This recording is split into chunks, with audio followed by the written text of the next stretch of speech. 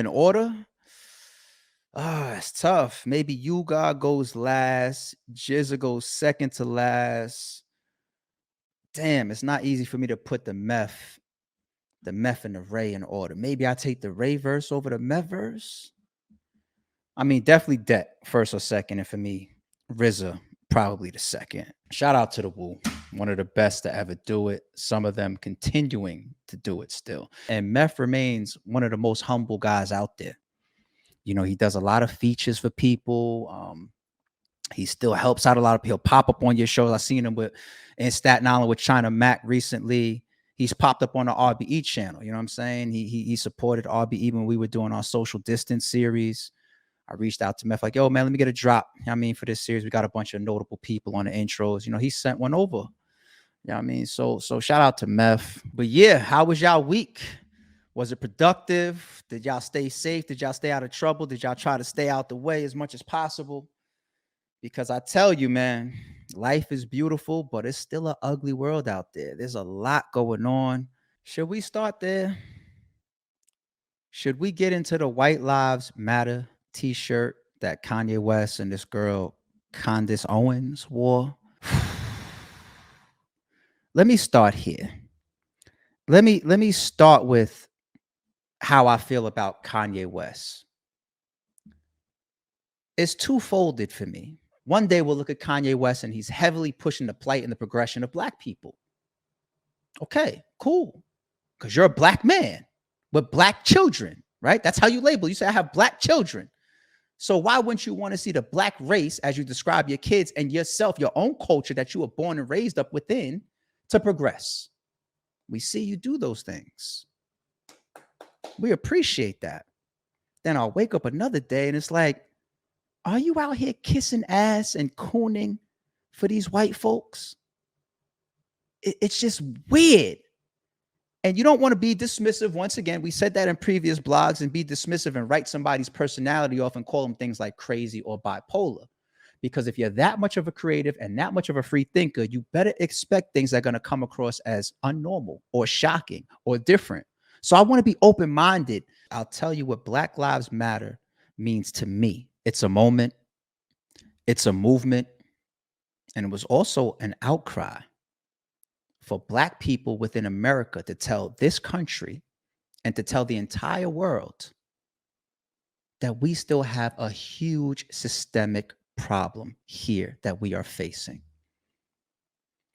It felt like we were getting numb to turning on the TV every day or reading the newspaper and seeing another Black man killed by police, whether he be unarmed or whether we felt it was an unjust murder. I'm going to use the word murder. And I'm not naive, y'all. I'm very open-minded. I understand there could be things like media propaganda. I could understand that there could be things like 3 layers up of agendas that we have no clue of what's attempting to be unraveled as we're seeing some of these things rolled out and pushed in front of us in our newspapers and on our news channels and whatnot. I totally get it. An example of that could be like, okay, you have 9/11. Regardless of what you believe the involvement was, whether it was, extremist involvement, Osama bin Laden, whether you thought there was, participation from our own government within 9/11. At the end of the day, there was still gain that happened after that. They still used elements of 9/11 to then begin to enforce, create, and change existing laws, strip away even some of our rights and freedoms, right? You have certain occurrences and there will be higher ups that create certain change to benefit and use those moments as opportunities. If there's a school shooting, a week later, you're going to see some type of state start to remove some of your liberties and do things like saying, all right, your 20 round magazine now needs to be traded in for only 9 round magazines. That's going to happen. I'm not naive and I'm not blind. But the big element to Black Lives Matters to me is the perception of it, the message of it. For example, if I put on the playoffs and I'm watching the NBA in the bubble and I see the whole length of the court has a Black Lives Matter statement painted on the hardwood floor, and you have these children and these teenagers and some of these very, very closed-minded racist people that are watching the NBA playoffs, and I see that on the court, it makes me proud. And I know there's a lot of people that can see that message on that floor and their mind could open up that much more. It's no different than when people say a good thing about a black president being in office is the message that it sends to the youth, to not just all kids, but especially black kids that look, you can be the president. Don't walk around with a chip on your shoulder feeling so limited because you're black. You could aim to be that. You could aim to be the next Barack Obama. That's a big message for black youth. It's even a big message for closed-minded, stupid, ignorant racists in the world as well. When those people see a black president in office, you got no choice but to get off the gas a little bit, because the country that you live in, the country that you're paying taxes in, the country that you're upholding, you're waving that big American flag for, hey, no matter whether you like him or you hate him, it's a black man in office. It's a black president right there. That symbolism is so strong. It opens up people's minds. That's the same point that I'm making about Black Lives Matter. Whether you want to write it off because it was possibly made out to be a scam in the end, or there was some bad people involved with it that just took the money and ran and bought mansions with it or some shit like that that we heard. Regardless of whether you want to harp on that, or regardless of whether you want to say, I believe all lives matter. That's not the point. That's not the point. The point is this statement, this moment, this outcry is supposed to be progression for us. We're attacking something systemic that is hurting us and making us feel, I shouldn't even say feel, it's proving that we are still, after all of these years, not being looked at or treated equally. And that's why the all lives matter, or the white lives matter, or the Chinese lives matter, or the Indian lives matter, or the Spanish lives matter. That's why all of those t-shirts would be fucked up. If Black Lives Matters was created as an outcry and a moment to express what we're seeing and we're dealing with systemically across this country right now, and these occurrences that are right in front of our eyes that we need to react to and we need to educate each other on, if it's created for that, it doesn't deserve a rebuttal. We all know all lives matter. I care about black people. I care about white people. I care about Indian, Spanish, Chinese. I care about all people, me personally. Do I need to make that clear enough? But that's not the point of what Black Lives Matters represents. So it doesn't need a rebuttal. It's not up for rebuttaling. But when you have the White Lives Matter t-shirt, that's a rebuttal. That's a rebuttal to that movement, to that moment, to that outcry of a black man's or a black woman's plight. No matter how, in your own personal deep thinking mind, justify it. People are going to see that t-shirt and they're going to think this is a black man, a black powerful man, a black powerful billionaire man that is rebuttaling Black Lives Matter. That's how it's going to be perceived, because ain't nobody interpreting no deep, dark fantasy in Kanye's mind about why he actually wore the t-shirt, whether it's really valid or not, or whether he was trolling or trying to be on his fashion tip or break the internet or not. Even if he genuinely has a real creative thought as to why that t-shirt can help us all as a people, the average person is not going to understand this fucking free thinking guy's reason for just popping up on the internet all of a sudden and having that damn t-shirt on. Somebody can get killed behind wearing that t-shirt. The t-shirt itself becomes triggering. Look around, look how people are reacting. Not everybody is going to be capable of saying, all right, let me try to understand why Kanye did that. That's why you have to have the responsibility of being way more palatable if you really did have a genuine thought behind that t-shirt.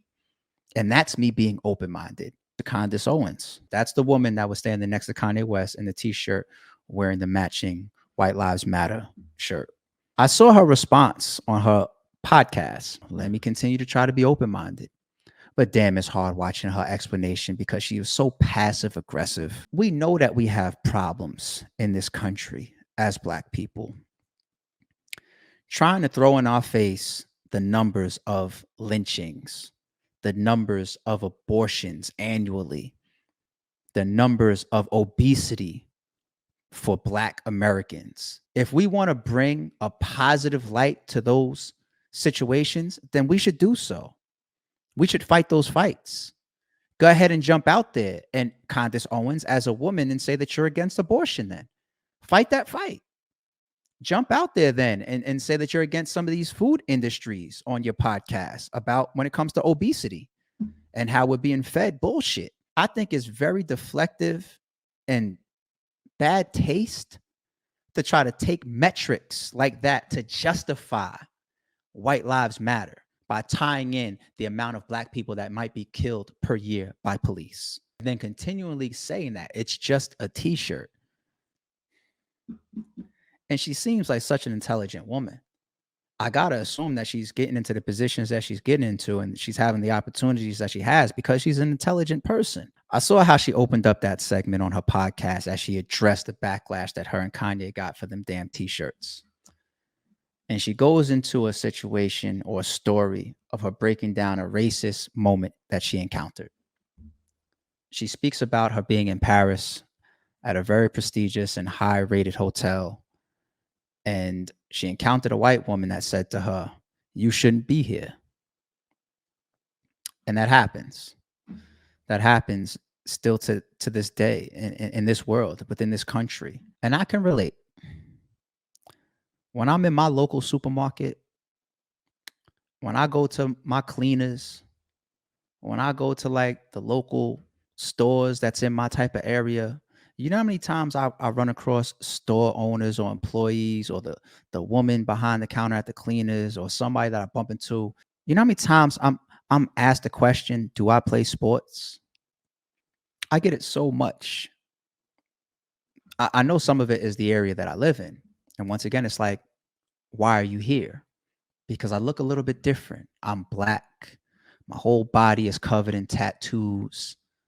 You know, I have this young look to me. Come on, let me slide on that.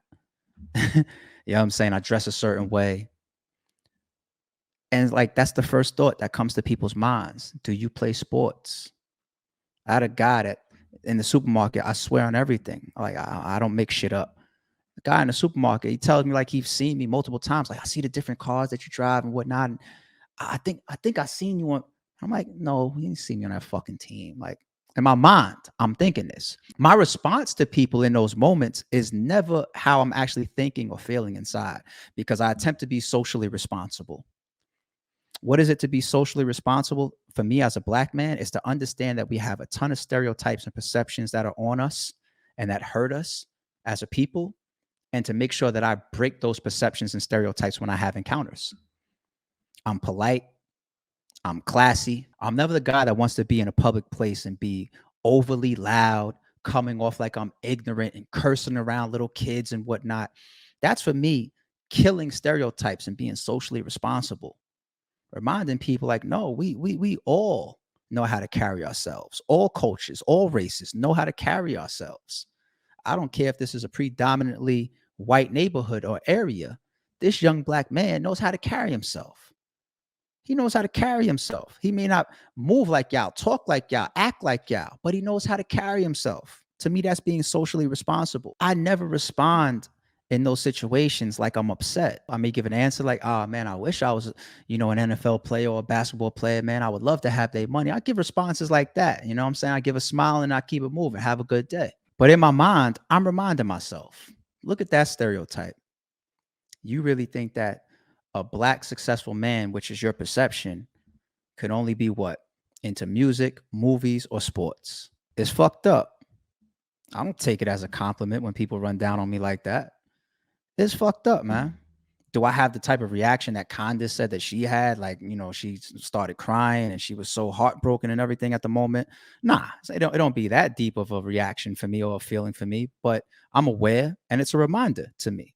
But even these type of situations, which I still deem kind of small, they're offensive as shit, but they're still small. Like, I don't lose sleep over somebody asking me if I'm a sports player. And I hope that Candace Owens, didn't have nightmares over that woman saying, you don't belong here. You should understand the situation. You should be let down. You should be hurt by it, but you're not going to, lose a week's worth of sleep over that, because you're aware. You're aware of the environment. You're aware of society. You're aware of America. And that is the type of reason why you should be that much more understanding why you would get backlash for wearing a t-shirt like that. I know that we have issues internally and externally. I'm never going to be the guy that turns a blind eye to the things that we do to ourselves and only try to point fingers at the things that happens to us. I'm not like that. I called out here on this channel in a previous blog that I released. I was talking about how let down I was at the outrage that I saw when people were hearing that King Von was shot by a police officer. Everybody was up in arms, going crazy, ready to riot. And then when the video came out and they found out it was some hood shit and it was just another black man that took his life and shot him, I didn't see those same people outraged. So that's really how I am. I don't turn a blind eye to shit that happens to us or that we do to ourselves. But I don't know. Maybe Candace will never have that perspective. Maybe in her heart, she truly, truly feels that all these social issues that the black culture and the black race are up against, we need to fight with that same type of passion, same type of approach, same type of energy. I mean, why else would you say, in her own words, only a t-shirt?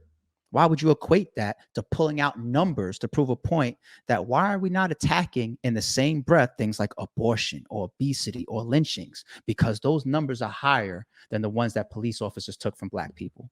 Those numbers are higher. That's the justification. Cool. My challenge would still remain there then.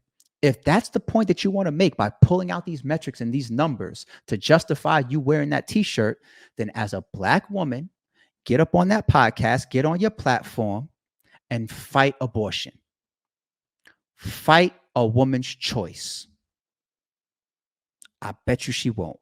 Yeah, ugly news continues this week. So they allegedly have PNB Rock's murderers in custody. And it's supposedly a father, a son. What is going on here? I mean, there was another recent one like that in the news with Kesu, whatever, and his father, right? We're hearing that, the dude that got grabbed up for the murders. Was it of Bibi? Is he the one that's, being charged with the murder of Bibi? And that's for people that follow some of these gang wars and some of these artists that basically be telling on themselves in their music or whatever. I think Queso, he had a very, very controversial moment where he put out an album cover or a mixtape cover with all these dead ops, some of them that he supposedly killed, and he has all these lyrics about possibly being the person that killed them and whatnot.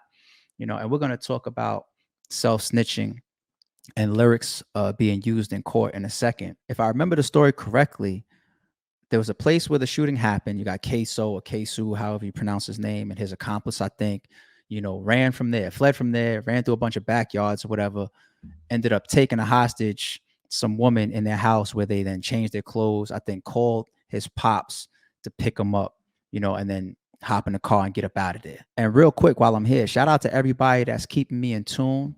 I dropped that video talking about the Trap Law channel and the new documentary about the No Limit Gang and Terrortown and KTS and all that. And I see a bunch of y'all in the comments saying, yo, ARRP, check this channel out as well. He's got more in-depth and more accurate information. So y'all put me on. So I'm going to hop over to that channel. So I appreciate y'all educating me and keeping me in the loop within the comments, because when people are building with me and helping me out and pointing me in certain directions and feeding me information, I'm always going to be a student. I don't care how old I get or how much wisdom I think I have or obtained. I'm always going to be a student. So appreciate y'all throwing the knowledge back my way. But yeah, that was a wild situation that's been in news recently as well. And it's like, to see this, it's that question of like, what's happening within the family? How are these children being raised, or how do we ever get out of this repetitive cycle when these households are not just broken, but we're starting to see the parents involved in the damn crimes with the kids? Forget the fact that we're seeing our youth and all these kids come up without the guidance because the father isn't there. And that's a whole topic within itself. But here we are taking it a step further now with the father, the person that has the main responsibility in the household for raising this young man a certain way, being involved in the crime. And then what? All the backlash that happened on the internet about, the dropping of the location, which still is a bad thing to do in today's times when you're a rapper, when you're got this expensive jewelry on and whatnot, obviously, or anybody that's flossing in the wrong neighborhoods and just putting out their location. We already know what that can bring. But still, what about all that stuff that was going around on the internet? And that was one of the main issues that I had with the reaction on social media and on the internet in the first video that I did about PNB Rock shooting. The fact that everybody was pointing fingers at everybody except for the shooter. Y'all attacked the girlfriend. Y'all attacked this person. PNB Rock was slipping. He shouldn't have been doing this and that, whatever. Everybody except for the shooter, right? Now there's talk that these folks was in the parking lot before PNB Rock got there. It's the same thing as my King Von example. Like, y'all ready to turn up when y'all heard it was a cop that took his life, but y'all ain't turned up when another black man took his life. Why not? We still have a problem that we need to address. It's no different here. You can call out notable people if you really want to, and it's not like I'm trying to come at people like this, but you have a voice. Kodak Black, you have a voice. All these celebrities or people out there that was taking shots at the girlfriend and whatnot have the same outcry or the same reaction now for the shooters that was possibly there laying on a lick, whatever lick comes through. Maybe it just happened to be PNB Rock. Or let's talk about this family issue where it's just like, yo, what kind of father are you? Where's somebody posting about that? Attack this man as a father. Attack this man as the shooter. Attack them the same way you attacked PNB Rock's girlfriend. Attack them the same way you just attacked PNB Rock for going to the wrong chicken spot to get a meal with his girlfriend in the wrong place. I want to see all those type of reactions now. You're not going to see them. You're not going to see them. We're seeing this one get discussed more and more these days. I think there was a movement by Jay, and I think he tried to get some other people behind him as well to get that law changed, that lyrics, especially rap lyrics, cannot be used in a court of law against a defendant. And of course, it came up alongside Young Thug and Gunna's situation because that whole RICO case that they're fighting, that's huge news.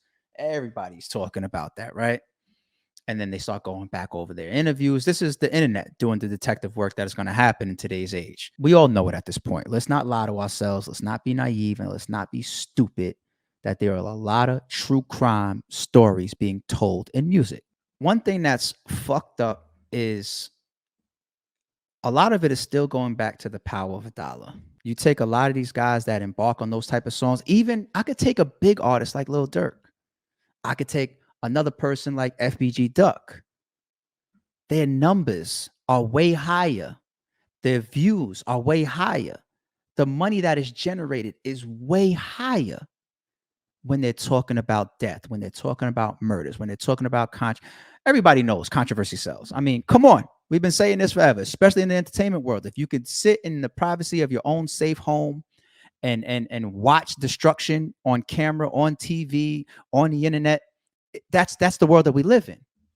That's the world that we live in. We had that breakdown of one of the reasons why I feel that 50 Cent went diamond in his first album, because people are watching like, yo, this man really might die. Let me watch this potential car crash or time bomb roll out. And the music was also good, of course, but the whole storyline behind it, this guy running around with bulletproof vests on or whatever, and we're hearing about the situations that he's having in his hood, and he just got shot 9 times and all this shit. Like, oh, I'm tuning into this. I got my full bucket of popcorn for this. We get it. And I tune into a lot of that shit too. I'm not going to be a hypocrite. 1000%. I'm not going to be a hypocrite. But we know that a lot of these guys can still be inspired to put that type of shit in their lyrics because it's attractive to the fans. It's attractive to us. It garners more views and it garners more money. And who doesn't want money? Who doesn't want to be rich? Who doesn't want more views, more clout, more respect, more attention?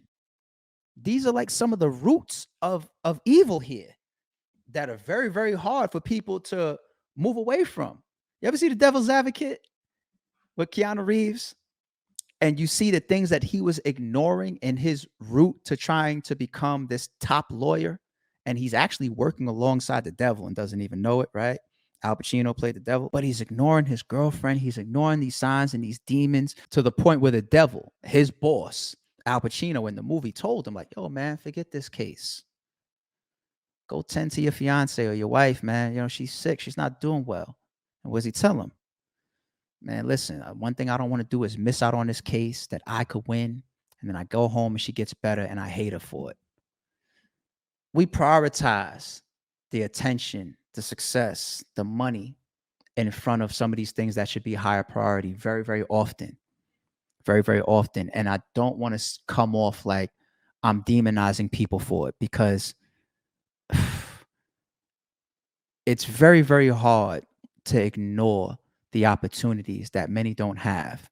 It's very, very hard to turn off some of these passions and these attractions that people have, especially when money is involved, right?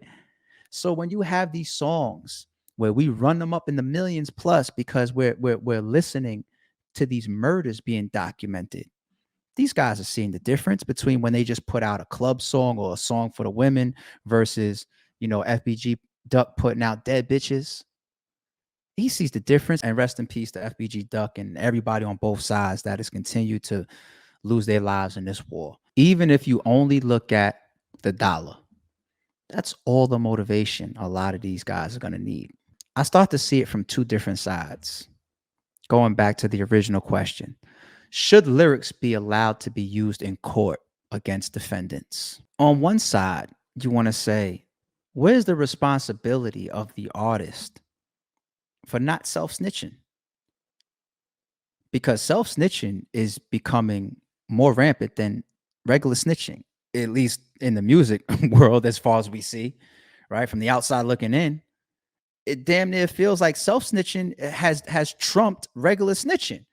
Because every time I cut on the radio, I hear it, right? And we're seeing people getting indicted behind the shit. And it doesn't just have to be lyrics. It could be tweets. It could be posts. It could be interviews. Look at ARRP's situation, right? He was found guilty. Whether he's truly innocent or not, they found him guilty. And they threw the fucking book at him, right? You got people saying it's crazy. Like they gave ARRP more time than they gave Big Meech, right? We understand the situation that ARRP ended up in. How many people started turning back around and questioning, yo, did that come from his Vlad interviews? And I think Vlad kind of broke that down in a couple of interviews, showing like, no, we're not in that paperwork and whatnot. But even his lyrics, now I did see that on the internet that they were used. Like he had some songs talking about being en route back and forth to his plug and people that he was running with, for these transactions and shit. And these ended up being real people that they grab up and then they end up finding evidence on or whatever, like that type of shit. It's just like, how would the authorities not use this shit in court? Self-snitching is so rampant. You could even look at 6ix9ine. You know what I'm saying? You're recording a video talking about y'all put X amount of dollars on this nigga head, and then a possible shooting happens that's on camera and shit like that. It's just like, how are they not going to use that as evidence? Then we've seen these DAs take the podium and get on TV and whatnot and tell us flat out, like, social media was used. Twitter was used. A song was used. They're telling y'all. Then I have the other side of it. The other side of it, and I could use ARRP as an example again, because I think a defense that he made in court was very, very valid, and I do agree with, which is the cultural divide. How many times do we end up in this world, in this country, within our neighborhoods, whether we're interacting with police, whether we're interacting with, the opposite race, whatever, where we feel misunderstood, even just the things that we say verbally, right? It's the same thing that's going to happen in court. ARRP had that defense, and I agree with it. I agree with that defense where it's like, yeah, my music is very aggressive. Yeah, we talk about the things that we've seen and the areas that we've come from. Don't just look at me as this bad person because my lyrics are talking about crime and drugs and gangs and beef and whatnot, because that's my experiences and that's our culture. That's our music. That's how we are. That doesn't mean that that's the actions that I'm carrying. Or if you hear me talk in certain ways, whether it be slang or aggressive, or if I curse somebody out, or the classic Bernie Mac segment, right? But he was like, yo, black people, we put motherfucker in everything. If I end up having a judgment against me because you don't understand the way that I talk, you don't understand the neighborhood that I come from, you don't understand the type of music that I listen to, the type of lyrics that I write, that's where I would disagree. That's why I think it could be fucked up. It's the understanding of, okay, I might walk around my own neighborhood, my pants sagging all day long. That's how I dress. But if I walk up into that courtroom, I got a suit on, I got a tie on. Why? Because I don't want you to perceive me incorrectly based on what you may think is a dress code that would apply to maybe a criminal. There's a cultural divide. You think that's a criminal's dress code. I got a 9-to-5 job, but I happen to sag my jeans. That be the reality of some of these cultural divides. So to that extent, that's my fear there when you use lyrics within these court cases. Some of these people that's analyzing these lyrics may not understand them. You don't understand the slang. You don't understand the energy. You don't understand the thoughts. You don't understand the culture. So to possibly judge somebody's freedom based on something that you don't even understand, that's not right. That's not right. But on the same token, like I said, if I'm clearly on a beat saying, yo, by the way, I killed Tommy with the Tommy, and Tommy really died, and the ballistics of the shells came from a fucking Tommy gun, and I get fucking convicted based on that, then the fuck you want me to do, right? Here's a quick one that's come across me this week. I see the video making its rounds more and more. A bunch of people talking about it. I watched some of the live between Choke No Joke and Marquise Jackson, 50 Cent's son. The main point of the argument is, can you survive off of $6,700 a month? Man, it wasn't easy for me to watch, 50 Cent's son have that position. It's not a great situation for a young man or a young woman to grow up in, because that becomes a part of your personality. That becomes a part of something that you may have to deal with, because the parents oftentimes put the kid in the middle. The parents oftentimes have their fight that directly impacts this child, where he is, where he lives, how he lives. One parent may be feeding the kid this about the other parent, and the other one's telling him this, your mother is this, or your father is that. And then you take 50's son specific. It's a whole different type of upbringing. You have these pressures of your father being 50 Cent, a household name. You look exactly like him. You know what I'm saying? Motherfuckers look like twins. So your father may have provided a certain type of lifestyle, whether it be through child support or buying you things or splurging on you in your younger years, et cetera, et cetera. And you get used to things. You get accustomed to things. Nobody wants to go backwards. It's a fucked up feel to go backwards.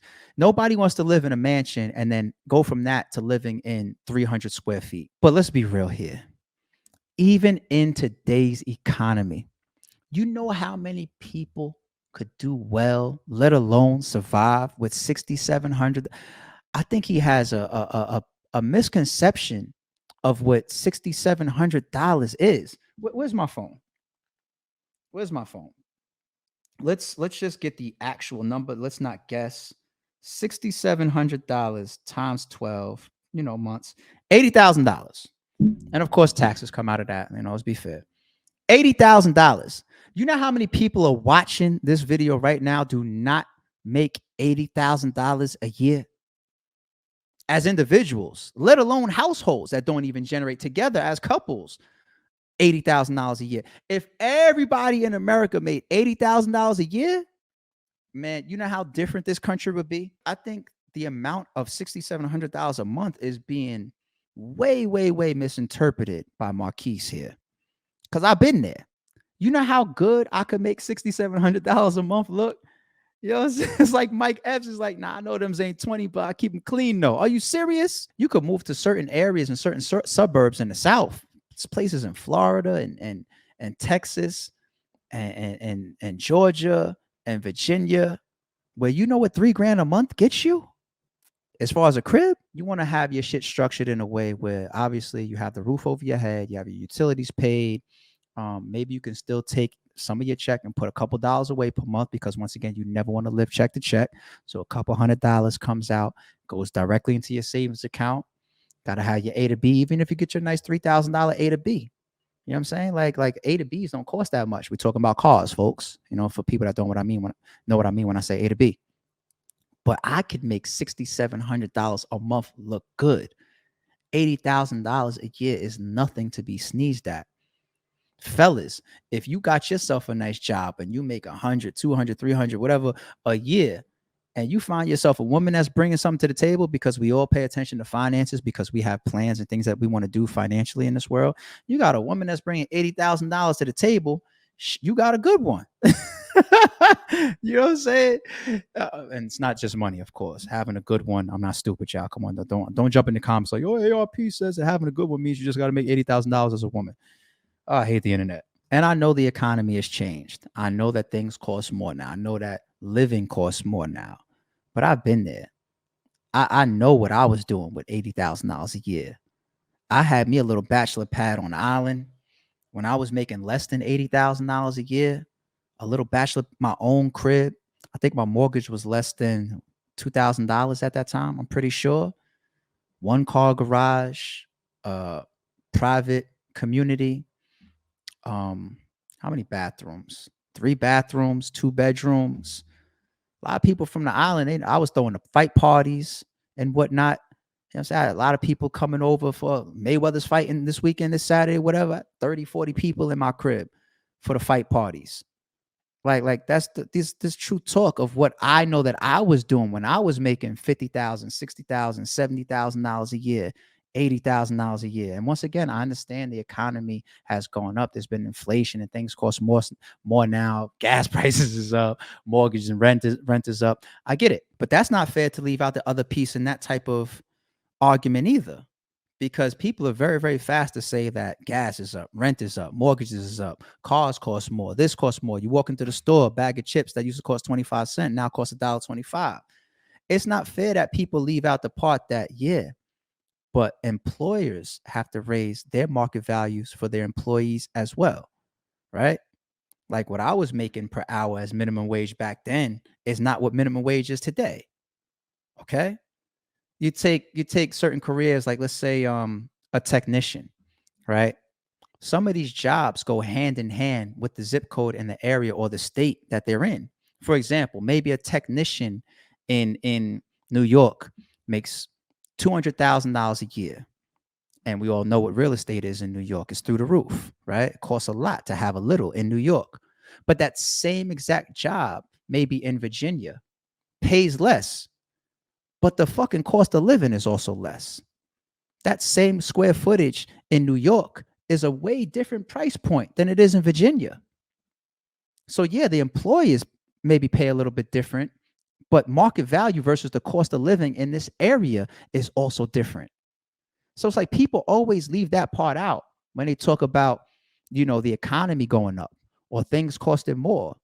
Okay, but these employers have to remain in line with market value for these type of jobs as well. Yeah, didn't you hear the rumors about the employees at Google? I heard that the brackets of like some of these base pays for certain types of management levels at Google. I think we heard this like last year. People were jumping out of like the 150 bracket into like the lower 200s just for retention. Just to keep employees, because the market was so up. They had to compete with all these other companies and raise their prices too of what they were paying these employees. You take a typical manager here that was earning 150, 2 years from now, he's got to be making 180 and better, because just the turnover ratio is going to be fucked up here, because these other companies are keeping up with the market and the cost of living. And I'm not trying to be hard on people, but I lived it. I know what it is to make $30,000+ a year. I did that. You know what I'm saying? I know what it is to make $50,000 a year. I know what it is to make $80,000 a year. I did that. I paid my dues. So if anybody thinks that I'm speaking down, I'm not. I've been there and I know what that felt like. And I think that it's actually a bad mentality for anybody to feel that $80,000 is no money or isn't good money. Don't be closed-minded, or don't be following some of these messages out here. Have y'all thinking that if you're not a millionaire, you're not comfortable. Or if you're not cracking $100,000, you're not comfortable. That's bullshit. Oh, and here's a quick one. I don't want to spend too much time here. Shout out to Joe Budden and the Joe Budden podcast. Wow. I heard this from them first. Damn near broke the story for me. If it's true, I guess it's still all alleged. I don't think that I've seen reports like this come from the Celtics organization or come from the NBA or come from Ime Udoka or the president or the owner of the Celtics or anything like that. I don't know if there's been an official statement, but I saw on the Joe Budden podcast that turns out who he slept with was the owner's wife. Wow. If that's true, and it's so crazy because what I said in my previous Ime Udoka piece on this podcast was either one, maybe he did something that was violation because of, corporate America office and inner office sex policies, or he violated and he took something or made somebody feel entrapped because he's a power figure as a coach within the organization, or B, he just slept with the wrong person, meaning a teammate's wife and teammate or girlfriend, and they know that, yo, you engaged, and I'm uncomfortable, I work with you, and you over here with my sister, and I know you got Nia Long or whatever, or somebody else on the staff, or the owner's girlfriend or the owner's wife. And this is the first report that we hear of what he did was the owner's wife. That right there, it's indefensible for multiple reasons. But the main reason is a man's restraint. Let me speak to the fellas. We've done some stupid shit for a piece of ass in our lifetimes. A lot of stupid things for a piece of, I have. I've done some things where it's just like, really, you drove all the way there, like, or you told all them lies.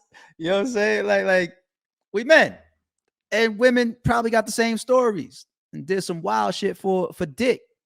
You know what I'm saying? Like, we human, but damn, where's a man's restraint to understand? Like, once again, not only do I have Nia Long, I'm already in a nice situation, but I have access to all these other women, not just because I'm the coach of the Celtics, but I'm a handsome man, and or man, period. There's somebody out there for everybody. You could be an ugly man. You know what I'm saying? Like, you go get a piece of ass anywhere. You go buy some if it's that fucking crucial.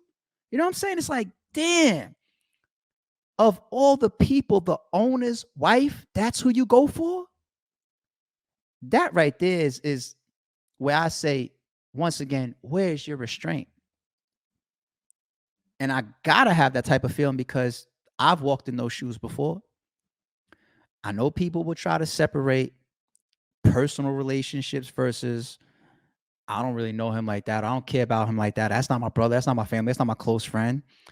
It's still circumstantial because they say never shit where you eat, right? It's the owner's wife. But even if you wanted to, I could use an example of just, friends and family or whatever. But a man's restraint is key here. I have a friend of mine that he got into some shit, got into a situation, and he actually got deported. So he's no longer even in America. They deported him. And I went to school with his wife. They have a beautiful family too. They have a child together and everything. I went to school with his wife. His wife was always fine. Beautiful woman to this day. I ended up at a club, Club Taj in Manhattan. Do they still have Taj, or is it named something else? They used to throw some crazy ass day parties in there, brunch parties, where you can get, chicken and French toast and mimosas all day, whatever. I went to some crazy brunch parties at Taj in Manhattan. And a bunch of us was in there for an occasion. I think it was somebody's birthday or something like that. So I knew a bunch of the people there. And my homie's wife was one of them. This was after he was deported as well. And it definitely was a lot of liquor in the air. Everybody drinking, having a great time. It's a party atmosphere.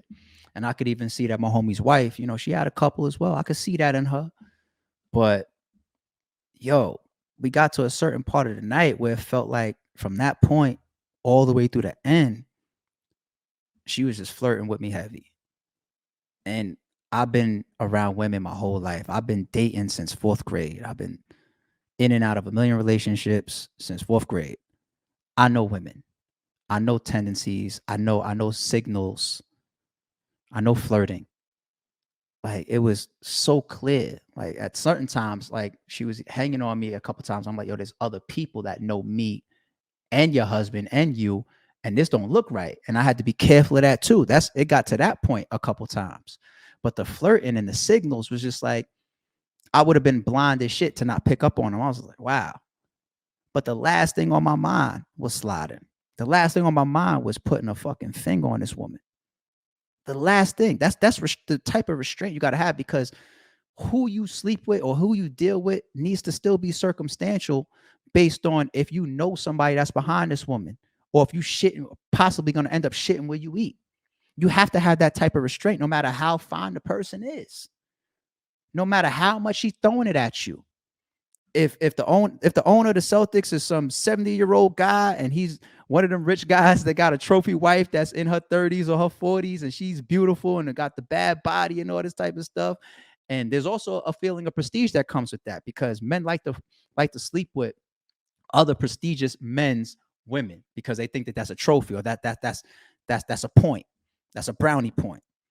You know what I'm saying? I slept with his wife or his girl, right? Whatever the motivations behind her coming on to Ime or Ime coming on to her or being 1000% mutual or whatever, there has to be some type of restraint. At least I don't even know the woman possibly involved. So I can't even look at her and get a perspective or read on her. But the person that's in the public eye behind the situation right now is Ime. You have to have restraint. You have to have certain circumstances that tells you no matter how much I want to do that, no matter how bad she is, no matter how much she's throwing it at me, that's a pass I can't catch. And once again, shout out to the Joe Budden podcast because that was a very interesting perspective. And I'll share it here as well. But I want to give them the credit because it's not an original thought coming from me. That the reason why he would be suspended is, I guess, for lack of better words, a petty move because if you're fired, then you can go get another job, right? But if I suspend you without pay, not only do you not get paid, but you can't even go get another job. So now I got you down on your dick because you violated me, the owner. How's that for a clap back? I want to talk about bad contracts, general opinions from an artist perspective. Now, that might be a little ironic coming from a league or a platform owner. Why would I care in my seat, right? Because I can benefit. Do I want to win? Yes. Do I want my money? Yes. Do I feel like I earn a certain percentage of any battle rap dealings that I do? Absolutely. One of the problems is people get so blinded by the dollar amount that may be in your contract, whether you end up getting the full amount or not. If you make $60,000 a year and I come to you and I offer you some type of deal that's structured and is supposed to pay you out $30,000 or $40,000 a year, I'm pretty sure your eyes is going to light up. That dollar amount steps in front of everything at that point. For a lot of people, especially if it's associated with a platform that's going to give you light or a big look, like some of the bigger platforms in the battle rap space are sold. Where do I sign? It happens every day. But here's just some of the conditions and the stipulations or the terms that I feel that y'all need to be very, very careful with. I'm not here to scrutinize. I'm here to hopefully educate and help with videos like this. The first thing that I think people are killing themselves with is not getting designated opponents within your contract or even a range of the types of opponents, because here in battle rap, we have this thing called tiers. Why not at least get some of that constructed into your contract so that if it's so impossible to identify at least a crop of opponents, let alone the exact opponents that I would want in my deal. But if I can't do that, then I would take one step back and say, okay, how about a crop of opponents? Because maybe I have like, let's say a 4-battle deal. Maybe we have 10 people in my contract. Of those 10 people, let's fulfill these 4 battles with those people or from that list, right? And if you can't do that, then at least give me a tiering designation. 4 top tiers, 3 top tiers, 1 mid tier, 2 top tiers, 1 mid tier, 1 up and comer. That's 3 different options to negotiate. And then when you're in these deals and you're wondering why this person's throwing this name at you or that name and you don't want to do this or you don't want to do that, it's because it was never discussed or put in front of you, or you never thought about that, or you never requested that or had that placed within your contract. So you leave a big loophole and you have it open-ended as far as the opponents that you end up facing. Number 2, right after not specifying your opponents, how about not specifying the events? If I have a deal that I bring to you and I say, I want you to battle exclusively on RBE for the next year, and I'm going to guarantee you at least 4 battles within this 12-month span. Now, RBE, for example, does different type of events. I have events like Straight to It that are not even promoted. Straight to YouTube, which is still a great look for all battlers to have your footage on YouTube, but they're not promoted. They're not going to be on live pay-per-view. There's not going to be a trailer rollout for them. There's not going to be some press conference and face-offs for them. Sometimes people want to get swept up in that buzz and that promotional rollout. You're not going to have that. Don't you think it would be smart to say, okay, of these 4 battles, is one of them max out? Is one of them blood, sweat, and tears? Is one of them straight to it? Is one of them lift his soul? Because people want to be on the world doms and the blackouts and the max outs and the lift his souls and the summer madnesses and the gnomes. But once again, if you leave that open-ended in your contract and I just toss you over here to some, app only event, here's the third one. This one should be common sense, but it's missed a lot as well. Simply not having an expiration date. You sign on to a deal and it doesn't have any type of terms that designates when this is over. Here's an example of that. I have a 1-year deal. It's going to consist of 4 or 5 battles. We started in January. I get to December. I only managed to get you on 3 cards. So what do we do now? Does that mean that I can't get the rest of my money, the rest of that $30,000 or $40,000 or $50,000 overall deal until I complete these last 2 battles that may get pushed out into January, February, March, April? And that can go hand in hand with my 4th piece of advice. What about your money guarantee? For example, let's say we're doing a year-long deal and it's going to consist of 4 battles, $40,000 for the complete deal. How do I get my back ends guaranteed? Don't be fooled in thinking that a lot of these contracts or these bookings do half up front for your booking. A lot of leagues, a lot of battles are not going to do half up front. I'm never going to book a person that needs $100,000, no matter who they are, and give them 50 up front in battle rap. Here's a way to do that to protect yourself. We got this year. We got these 4 battles. First quarter of the year, I get my 10. Second quarter, I get my next 10. Third quarter, I get my next 10. Closing out the year, I get my last 10. My $40,000. It becomes your responsibility now to put me on the stage. But if you did not, with me as the signed exclusive person sitting here waiting for you to do what we already were discussing when we initiated the deal, want to know what? I still get paid. I still get paid because you wanted me exclusive for a year. We talked about 4 battles and I got this nice deposit. Cool. Yeah, I needed that $5,000 up front. I needed that $10,000 up front. But now I can't get to my 30 because maybe you made a mistake. Maybe because you don't want to do the event anymore. Maybe because my opponents don't want to battle me, is what you're telling me. Nobody wants to battle me, or these events don't work out for me anymore. Or maybe even I had a situation where that particular weekend I couldn't make it, but that doesn't mean I'm not readily available right after that. But then you have a loophole in your own contract to say, well, you couldn't make this card.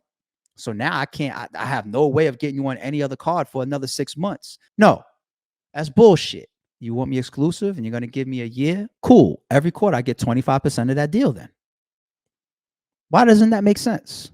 And it's clear. It happens in our culture. It's happening in our culture. It happens to a lot of people, once again, from the biggest to the smallest. You end up not having these stipulations in your contract and you can be shelved, or you could end up on stage versus somebody you really didn't want to battle, or you can end up missing possibly hundreds of thousands of dollars or tens of thousands of dollars or thousands of dollars of a back end because maybe the battle's not happening anymore, or we decided not to put it on, or we're stalling it out. Maybe because I don't have an end date in my contract, I could stall this out for 3 years until you walk away from the contract and relieve me of what I really want to happen, which is not to pay you this fucking back end. All these different types of loopholes that somebody could use against you as an artist if you don't put these simple things in your contract. Try to get your opponents stipulated. If you can't get your opponents stipulated, get a list of opponents stipulated. If you can't get that, then try to at least get a tiering of artists stipulated. Get an end date in your shit. Get a type of events discussed and agreed upon in your shit, and get money guarantees in your contract. You might hear this coming from me and think that, oh, this is a shot, or this is ARRP sticking up for this or taking up for that, or he's speaking on this particular situation.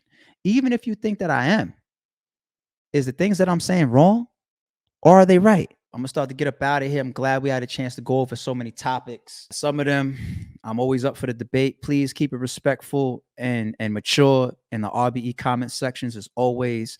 Every once in a while, I'll find the best comment and I'll pin it up to the top. Every once in a while, I'll find the best comment and I'll go back and forth with you, or I'll respond to you in the YouTube section. I'm really enjoying this podcast, rocking with y'all. I'm not getting off the gas with this. I didn't buy all this new equipment for no reason. I really want to try to shoot for new content 7 days a week. That's my goal. we're backed up on content at this point. So please stay subscribed, stay in the loop. Sorry, it's true. We out of here.